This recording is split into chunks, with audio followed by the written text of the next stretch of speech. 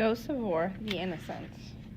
While I'm in college, I get a job at a before and after school program for kids. It's a perfect college job because the hours are in the morning and afternoon. I can go to class in between, get enough hours to afford my bills, and still have the nights and weekends. Not to mention we get paid for snow days. Today we take a trip to the New York State Museum in Albany.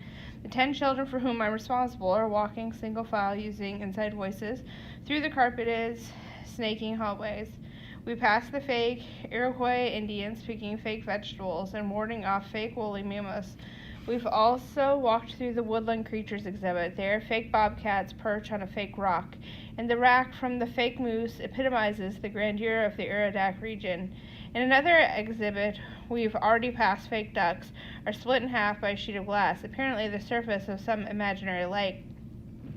We're in another exhibit now, a new exhibit, one that is anything but fake, but it's the only one I wish was. I wish I didn't understand this exhibit the way I do. I wish there wasn't a reason for this exhibit. I wonder how in the world 5 years have passed already. How in the world did this crumpled piece of scrap metal go from iron ore in the ground to an I-beam in a skyscraper to a display under glass in the New York State Museum? This is my second time viewing this exhibit. I cried the first time I saw it, but today I have to retain my composure. I'm in charge of 10 kids. Leading kids is often like leading a platoon. I have to be sharp, decisive, and one step ahead. I have to be confident, admirable, and humble. I have to be respectful, compassionate, and disciplined. I have to be funny. I have to be strong, or they'll walk all over me.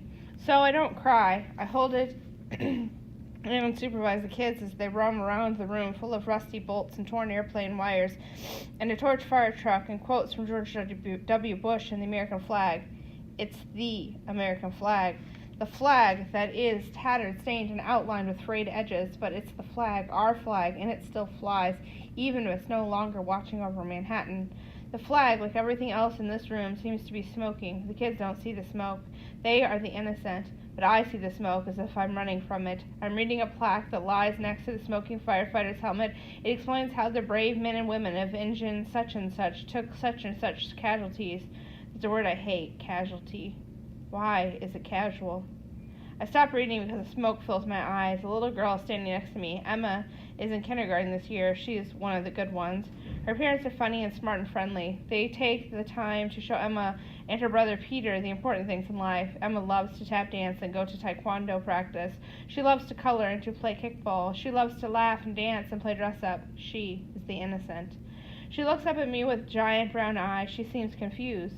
There are other families here, walking among our field trip group, and they seem to choke on the smoke like I do, but Emma's not choking.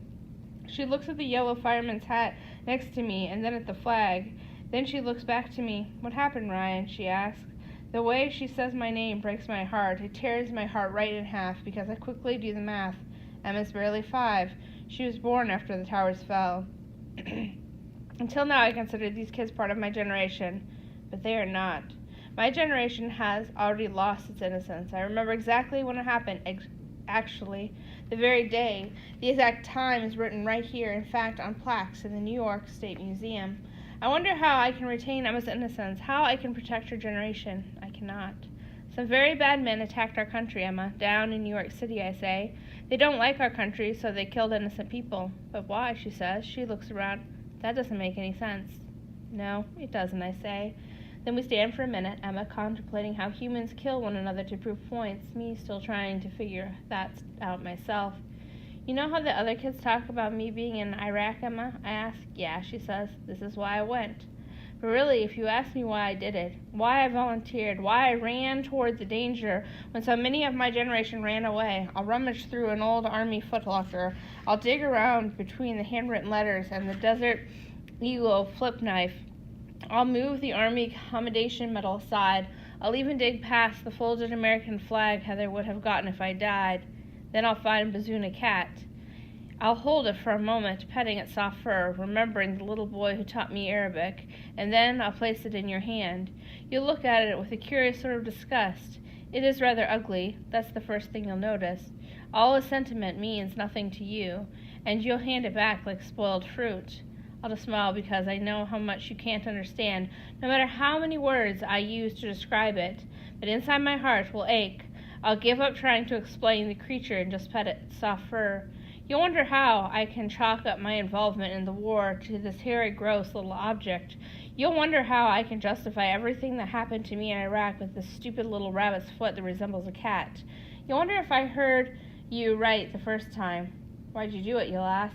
I'll hold up the Zunikat and say, this is why. Ghosts of War, chapter Ghosts of War. It's not until I come home from combat that I realize what the drill sergeants were trying to tell us when they said, there's no such thing as an atheist in a foxhole. It's something so easy to write as words on paper, but it means nothing until you've seen it.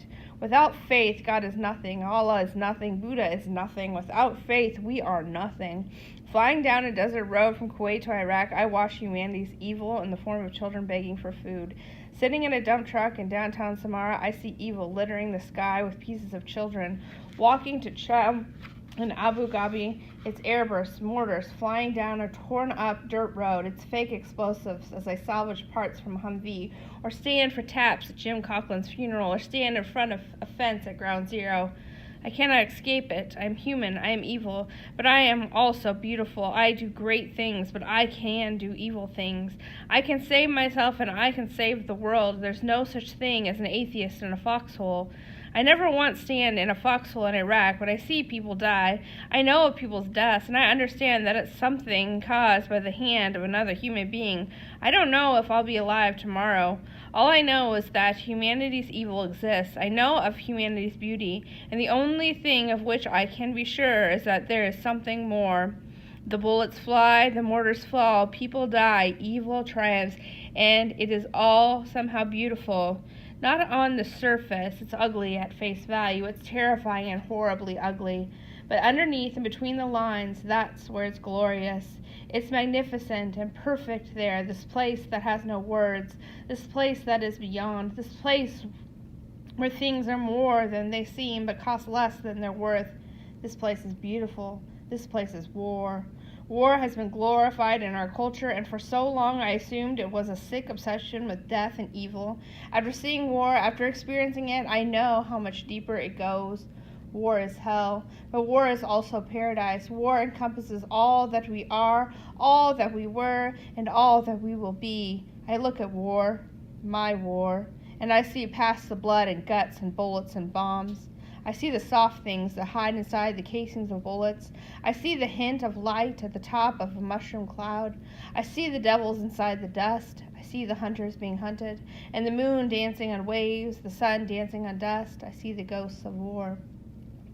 I see the message, and the message astounds me because even though I celebrate Christmas, and even though I study Zen philosophy, and even though I see countless Muslims place their mats and pray towards Mecca, in war, in a foxhole, my epiphany is when I realize that there is something out there bigger than myself. It's not about believing. It's not about ideas or who's right and who's wrong. It's just sudden. It just exists. There is something more. And now I see that I am grateful for war, for the ghosts. I'm grateful for the worst in humanity because it's the closest I'll ever get to understanding the best in humanity. I'm grateful for my moments of insanity because it's the closest I'll ever get to becoming sane. It's a lot like love. You can tell 1,000 love stories, but only those who've been in love will truly understand what it is you're talking about. Even when you're in love, it is impossible to understand, but that's the way love has to be. That's the way war has to be.